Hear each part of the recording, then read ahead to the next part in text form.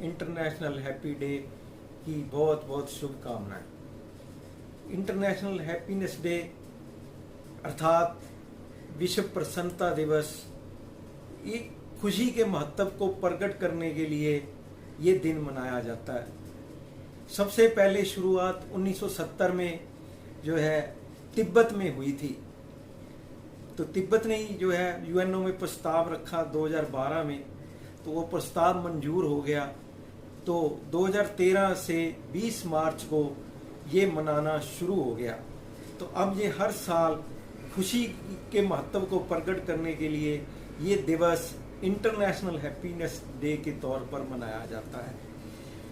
इस दिन जो है यूएनओ द्वारा एक हैप्पीनेस इंडेक्स भी बनाया जाता है। सभी देशों का हैप्पीनेस इंडेक्स बनाया जाता है। इसमें जो है फिनलैंड इस बार भी पहले नंबर पर आया है हैप्पीनेस में। लगातार 5 साल से जो है वो पहले नंबर पर आ रहा है। इस बार जो है यूरोप ने ही सबसे पहले बाजी मारी है।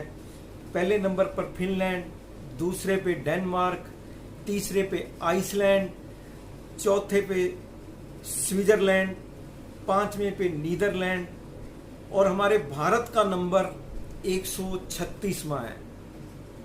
बहुत नीचे हैं हम। तो यूएनओ द्वारा एक थीम भी बनाया जाता है हर साल। हैप्पीनेस डे को मनाने के लिए एक थीम रखा जाता है। जो 2022 का थीम है वो कोरोना महामारी को ध्यान में रख के बनाया गया है। स्टे काम, शांत रहिए। स्टे वाइस, बुद्धिमान रहिए।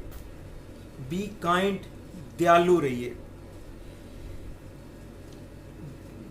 स्टे काम मतलब शांत रहिए। जो हर स्थिति में शांत रहता है वो जो है उसको हैप्पीनेस प्राप्त होती है। महात्मा बुद्ध ने भी कहा है कि जो शांत रहता है वो जो है वो ज्यादा तरक्की करता है। अब मैं एक वो महात्मा बुद्ध की कहानी सुनाता हूँ। तो महात्मा बुद्ध के पास एक व्यक्ति आया, तो उनको गालियां निकालने लगा। तो महात्मा बुद्ध शांत रहे, तो उस और गालियां निकाली। तो जब वो चेले चपाटे बोले कि भी देखें इसको, उन्होंने कहा नहीं, शांत शांत। अब आप कितनी गालियां निकाल सकते हो? 10 मिनट, 15 मिनट, 20 मिनट। ऐसे ही उस आदमी ने किया। जितनी गालियां थी उसने निकाल दी। उन्होंने कुछ रिएक्ट नहीं किया। तो जब महात्मा बुद्ध बोले कि दे ली गालियां, कहता हाँ दे ली। कहते मैंने तेरी गालियां ली नहीं। कहते ये क्या मतलब हुआ? आपने मेरी गालियां नहीं ली। कहते एक आदमी देता है, दूसरा लेता है। तो एक देने वाला होता है, एक लेने वाला होता है। तो जब मैंने तेरी गालियां नहीं ली, नहीं तो तेरे पास वापस चली गई। वो बेचारा घर गया, बड़ा परेशान रहा। अगले दिन आके उसने महात्मा बुद्ध से माफी मांगी। तो शांत रहने के जो है इतने फायदे होते हैं। हमारी लड़ाई कैसे होती है? लड़ाई भी इसलिए होती है, एक गाली देता है, दूसरा उससे बड़ी गाली देता है। इस तरह जो है वो हो जाती है, लड़ाई हो जाती है। तो इसलिए इस साल का भी खुशी का, हैप्पीनेस का थीम है शांत रहिए। दूसरा है स्टे वाइस, बुद्धिमान बनिए। बुद्धिमान रहिए। बुद्धिमान, इस कोरोना काल में बुद्धिमान होना बड़ा जरूरी है। अब कठिन परिस्थितियों में भी अगर हम बुद्धिमान रहते हैं और जो है समझदारी से काम करते हैं, तभी हमें सफलता मिलती है। कोरोना काल में तो बहुत सारों के बिजनेस चले गए, बहुत नुकसान हुआ, बहुत लोग भी इस दुनिया को छोड़ के चले गए।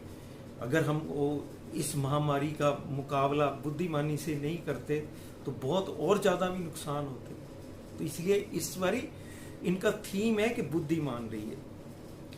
तीसरा है बी काइंड, दयालु बनिए। दयालु कैसे बनेंगे? अगर हम दूसरों की भलाई करेंगे तभी दयालु बनेंगे। महात्मा बुद्ध ने कहा था कि दुनिया में अगर हर व्यक्ति दयालु बन जाए तो इस दुनिया में शांति आ सकती है। तो इसलिए दयालु बनना, दूसरे की सेवा करनी, जो कि हम नहीं करते। गुरु नानक देव जी ने भी कहा था, नाम जपो, बंट छको, कीर्त करो। अर्थात नाम जपो, उस भगवान का नाम लो, बंट छको मतलब बांट के खाओ, बांट के खाओ मतलब एक दूसरे की हेल्प करो, एक दूसरे की हेल्प करो, एक दूसरे की मदद करो। कीर्त करो, कीर्त करो मतलब मेहनत करो। जो आदमी मेहनत करता है वो कभी भी दुखी नहीं होता, खुशी उसके अंग संग रहती है। तो ज्यादा शिकायतें ना करो। हम जो है शिकायतें करते हैं, बहुत ज्यादा शिकायतें करते हैं। अब रामचंद्र जी को देखो, भगवान रामचंद्र जी थे, उनको 14 साल का वनवास मिला, उन्होंने क्या शिकायतें करी? अब जीसस थे, जीसस को सूली पे लटकाया गया, उन्होंने जो है शिकायत करी? तो इसलिए हमें भी शिकायतें नहीं करनी चाहिए। फिर अपनी तुलना भी किसी से नहीं, अपना कंपैरिजन भी किसी से नहीं करना, वो भी खुशियों को ग्रहण लगाता है। हम तुलना करते हैं किसी से, और एडजस्टमेंट करनी चाहिए। अब पहले जो है संयुक्त परिवार होते थे तो सारे एडजस्ट करके रहते थे, सीखते थे, लेकिन आजकल एकल परिवार होते जा रहे हैं। तो एकल परिवार होने से जो है और बहुत नुकसान होता जा रहा। पहले लोग खुश रहते थे ज़्यादा, अब जो है सब काम करने पड़ते हैं। पहले कोई एक बीमार हो जाता था संयुक्त परिवार में तो सारे मिलके काम कर लेते थे, लेकिन एकल परिवार में कोई बीमार हो गया तो काम तो करना ही पड़ेगा। तो इसलिए जो है एडजस्टमेंट करना सीखे।